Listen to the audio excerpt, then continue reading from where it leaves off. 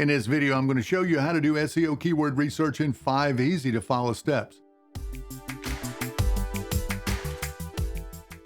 Now, knowing how to perform SEO keyword research and use those keywords on your site is one of the best methods for boosting your traffic and growing your business. So before you start jumping into keyword research, you should take some time to ask yourself a few questions about your audience. For instance, what does my target audience look like? What type of content are they looking for? How can I narrow the focus of my content? And what solutions am I offering my readers? Now, these questions are going to give you a good starting point. So now we'll look at how to do keyword research. Before you start writing and optimizing your content, you need to know what your audience is searching for. You can start by looking at your current site visitors and see how they're behaving on your site.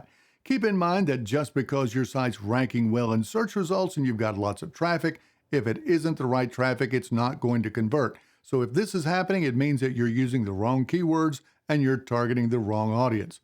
So to learn about your current audience and track organic keyword conversions, you'll want to use Google Analytics. Or if you're using WordPress, just use Monsterinsights and you'll see that data right on your WordPress dashboard. Now, if you don't have them turned off for GDPR compliance, you can use your demographics and interest report to see what your audience is interested in reading. And you'll want to check out sites like LinkedIn, Quora, Reddit, and others to learn about the questions they're asking.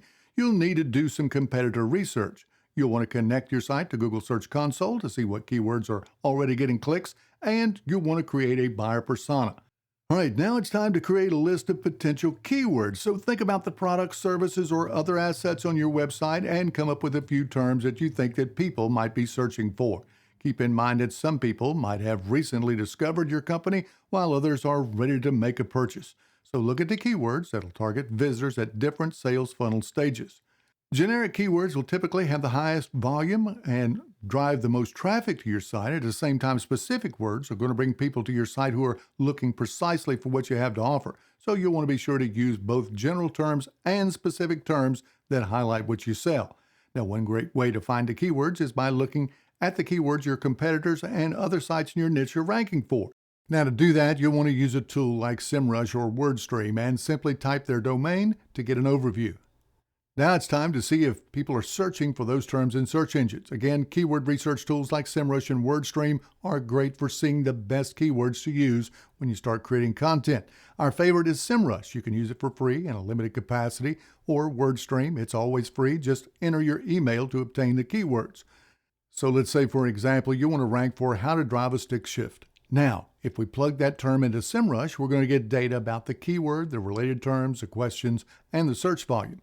So we can see that if we're going to write a post on that topic, we should also include different sections for how to drive a stick shift car and how to drive a stick shift truck. To see what your term might look like in search results, use Google's autocomplete feature. Simply enter the keywords that you've chosen into Google search bar and you'll see variations of your keyword. Now take a look at the types of articles that are on the first page of Google search results. This is the content that's receiving the most traction, and your goal is to compete with these articles.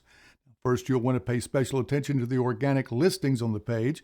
Next, look at the People Also Ask box, and then look at the Related Searches section at the bottom of the page. This is going to show you the other terms that people are using when they're searching. Now, during this step, you'll also want to think about the intent.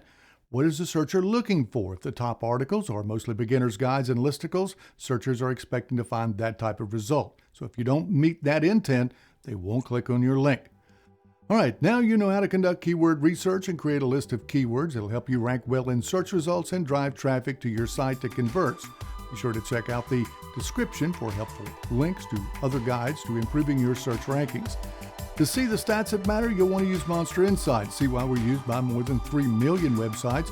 Get a special discount by visiting the link in the description. Thanks for watching, and don't forget to subscribe for more tutorials, explainers, and helpful content like this. We'll see you next time.